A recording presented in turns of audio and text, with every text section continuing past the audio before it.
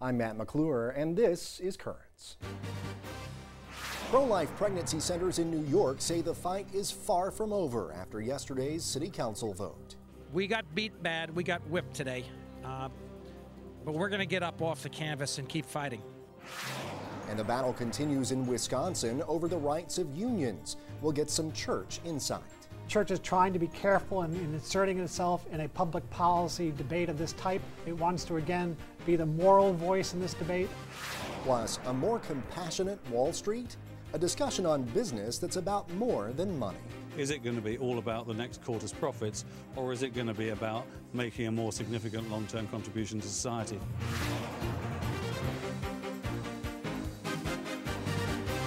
Well, good evening, and thanks so much for joining us tonight. It was the latest volley in the contentious abortion battle here in New York City. Yesterday, the City Council voted overwhelmingly to approve a bill that would require what they're calling truth in advertising from crisis pregnancy centers. Now, critics of the centers say they deceive women into thinking that they are at medical facilities offering abortion. Among other things, the legislation would require centers to tell people that they do not make abortion referrals or provide artificial contraception. Centers that do not comply would be fined or maybe even shut down. And it's not the first time that abortion has topped headlines in New York. Earlier this year, in fact, Bishop Nicholas DiMarzio and Archbishop Timothy Dolan were among those decrying the city's abortion rate, which at 41% is twice the national average. Well, then just last week, after intense backlash, a billboard company removed an ad from Soho from a pro-life group that read, "The most dangerous place for an African American is in the womb." So with a new month comes another battle, and as we discovered yesterday, this fight is a fight that shows no signs of slowing down. Presented in our recent report. When Bill 371 was introduced in October 2010, Chris Slattery, founder and president of Expectant Mother Care Pregnancy Centers, saw the move as a slippery slope. I see this as a first step, and I use that phrase in quotes because that's exactly what Kelly Conlon, the founder of NARAL, said at the press conference. This is just the first step. They want to silence us with regulations and strangle us. These people who are going to vote today for Bill 371 are the #1 public enemies of the First Amendment. But Jessica Lappin, the council member who introduced the bill, and Speaker Christine Quinn say they are not out to silence anyone. We do not want to put these centers out of business. We hope they continue to exist, and they are free to tell women whatever it is that they want. Under the First Amendment, they have that right. But they have to be honest about what they are.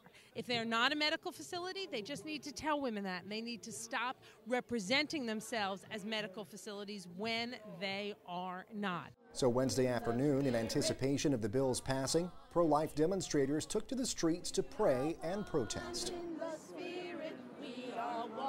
Though Slattery fully expected the bill to pass, he did not dismiss the possibility of its defeat. It would take a miracle for the change of heart of the council members, but miracles happen.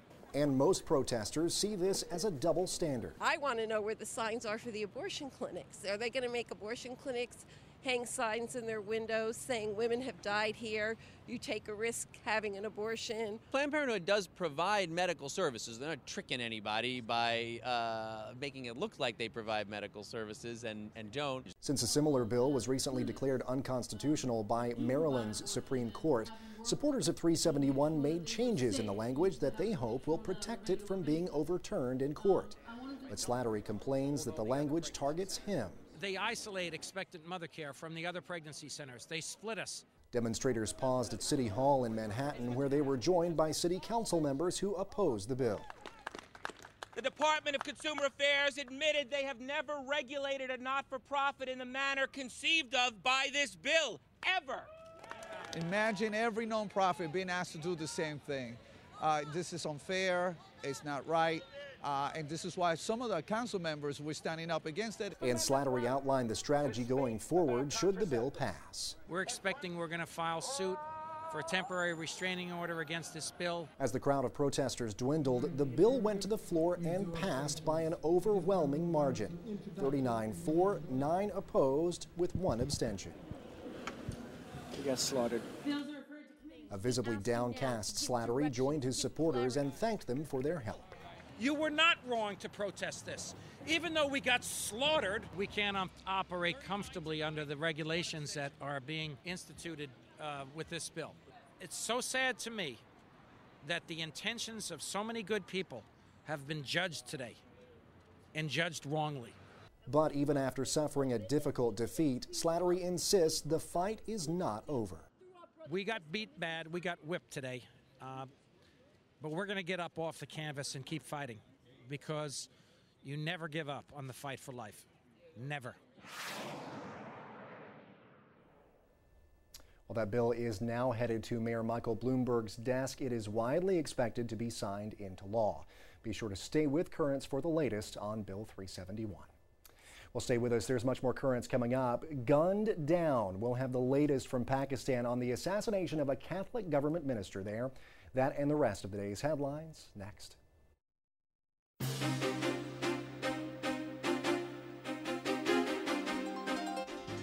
Welcome back to Currents. I'm Matt McClure. Coming up later, another way of approaching the economy. It's with compassion.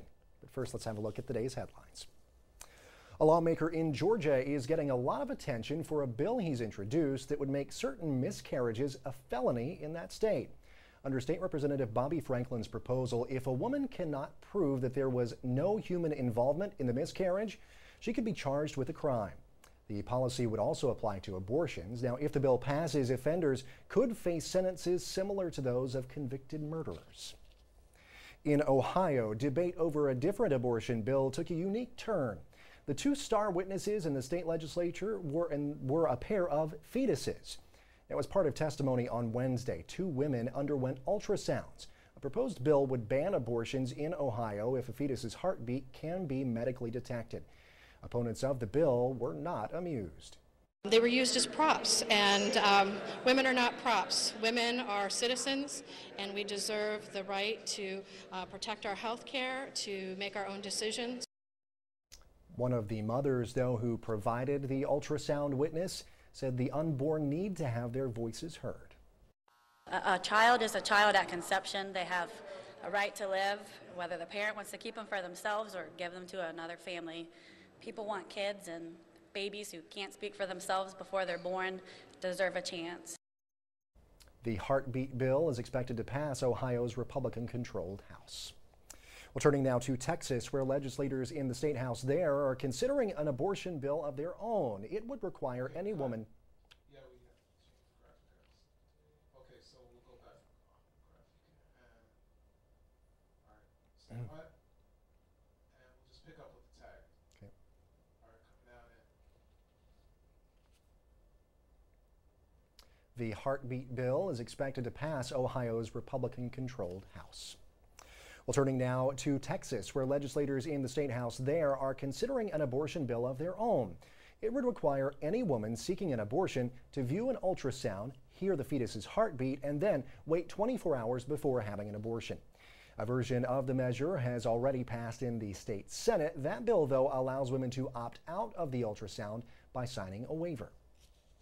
In Maryland, meanwhile, two holdouts on a bill to legalize same-sex marriage in that state say they are now ready to vote.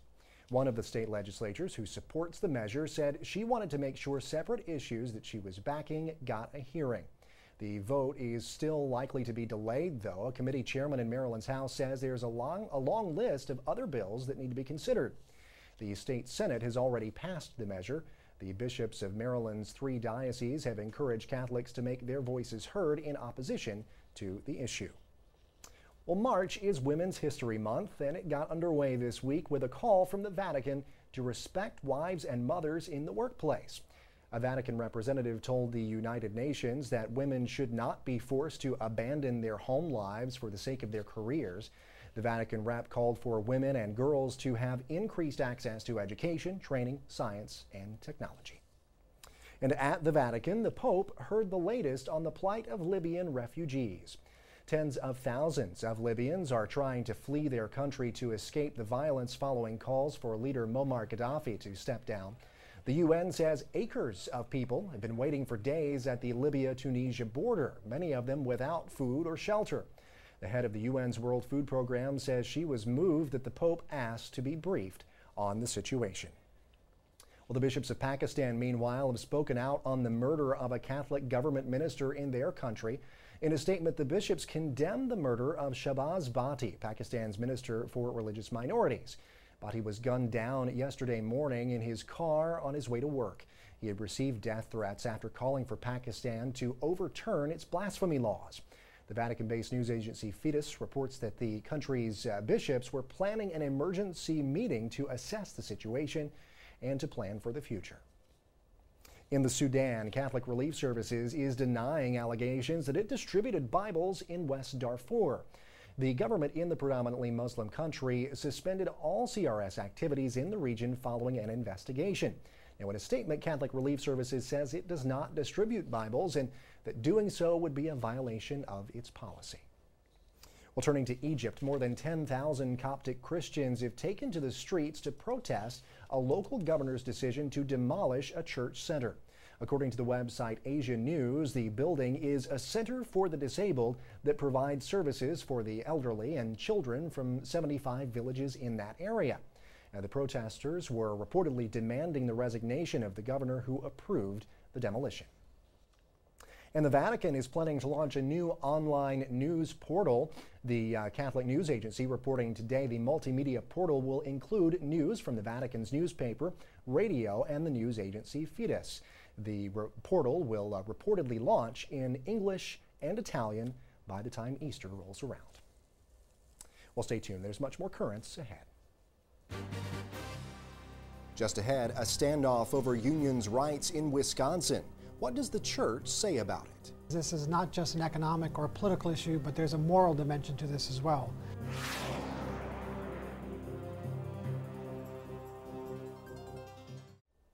Welcome back. Well, it seems like just about every state in the nation is dealing with a budget crisis these days, but nowhere has the fight over dollars and cents been so dramatic as in the state of Wisconsin. Republican Governor Scott Walker proposed a budget repair bill that would not only cut wages and benefits of public workers, but would also strip most of them of their collective bargaining rights. Now, this bill recently passed in the state assembly, but Democrats in the state Senate fled to Illinois weeks ago to prevent a vote on the bill, calling it an attack on unionized workers. Well, Wednesday, Governor Walker said the time is now to vote on that state budget. We need to pass the budget repair bill, and we need to pass it soon. That's why those 14 state senators we've talked about for some time need to come back home and do their job. Nearly 3 weeks ago, they left this state, went to Illinois, and said at the time the reason they were doing so is because they thought the process was moving too quickly. Thought the public didn't have enough time, enough attention had not been focused in on what was inside this bill. Well, they've succeeded. To me, it's right for them to come back home because they've done what they said they wanted to do. Wisconsin Senate Republicans voted to impose a $100 per day fine on any senator who is absent without leave for 2 or more days.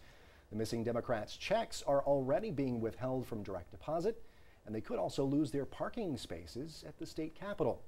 Well, meantime, Wisconsin's top Catholic bishops have weighed in on the issue. Milwaukee Archbishop Jerome Listecki issued a statement saying it would be a mistake to marginalize or dismiss unions as impediments to economic growth, but also said that workers are called to make sacrifices for the common good. Now, Madison Bishop Robert Morlino said that Wisconsin's Catholic leaders are neutral on this issue. Well, for more on the Catholic perspective of union workers' rights, I'm joined now here in studio by Father Mark Hallinan. He is the Assistant for Social Ministries for the Jesuits, New York Province. Father Mark, thanks for being here. Absolutely glad to be with you. Really appreciate it. Now, boil this issue down for us a little bit if you can. Kind of explain to us what is the church's stance on this issue that's going on in Wisconsin specifically? I think what the church is trying to call us to remember is this is not just an economic or political issue, but there's a moral dimension to this as well. And the moral dimension has to do with the rights of workers. And since Rerum Novarum at the end of the 19th century, the Catholic Church has been fairly consistent among and articulating the rights of workers to organize themselves collectively. And most recently, John Paul II and Benedict XVI have both affirmed this fundamental right of workers. And so I think our bishops are trying to remind us that this is, again, not just an economic or political issue, but a moral issue that has an impact on what are the rights of workers. And one of the essential rights the church has held since Rerum Novarum is the right of workers to organize and bargain collectively. Sure.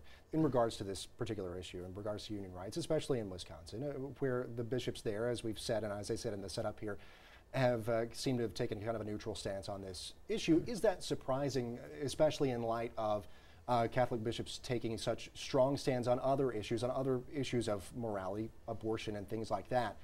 Is this, should people be surprised, in other words, that bishops are kind of remaining neutral on this? Well, I think people should give the bishops credit for at least speaking out on this, and again, reminding us that, you know, that there is a fundamental right to unions. I mean, it's something that we need to be reminded of at this time in our nation's history, because there be many people in the Catholic pews who would maybe call into question that fundamental right. So we have to give the bishops credit for being, again, their primary role is to be a moral voice, to inform the public debate on moral issues, and I think they've done that well. I can understand why some people would want them to be more aggressive, to be more assertive, but again, they have to be careful in these kinds of very charged debates. I mean, I think that's one of the things the bishops are also trying to do, is to lower the volume.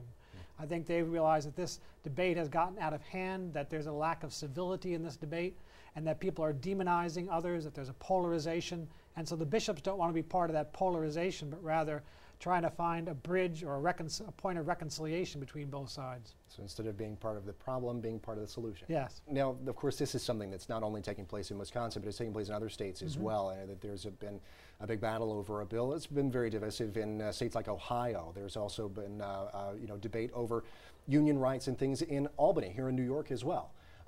What is the church's general stance on workers' rights? I know you said that the church generally is supportive of workers' rights and the ability to collectively bargain and things like that. What does church teaching have to say on workers' rights in general, in maybe as it applies to these other situations in other states as well? Well, again, I think what the church wants us to remember is that unions have an indispensable role to play in the social order of our society, that they're important for workers in order for them to have a sense of solidarity, and for them to have a collective strength in when they're dealing with their employer. And so there's a fundamental value there.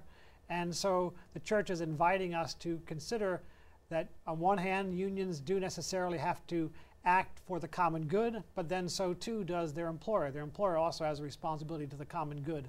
And so the church is asking both the employer and the union to look at the common good and see how both of them can respond to that common need that we have. And in this time of economic crisis, of course, there are great demands being placed on workers, and so the union has to have a certain degree of flexibility and able to respond to the needs of the public good. Right. Looking at the Wisconsin bill back again specifically from a Catholic perspective, what is wrong with that bill and what's right with that bill, if anything? I think the fundamental problem that we have with the Wisconsin bill, and has been modeled elsewhere, is the fact that it would strip unions of all their essential collective bargaining rights. I mean, one of the things, again, the union has been willing to negotiate on certain wage and benefit issues, but the bill as proposed in Wisconsin would, for example, require unions to have annual elections, secret elections, to verify that a majority of their workers do in fact want to be part of the union. It would require annual negotiations of union contracts. It would prevent unions from bargaining for things other than wages. And so I think those kinds of elements kind of eviscerate the ability of the union to have a real voice and a real impact in negotiations. There you go. Well, Father Mark, thank you so much for being here. Really appreciate your time. You're very welcome. Thank you. Thank you. And stay tuned. There's much more Currents coming up. When we return, a kinder, friendlier economy? Experts weigh in. I think it's a danger if we try to make business a charity, because then it fails both at business and at charity.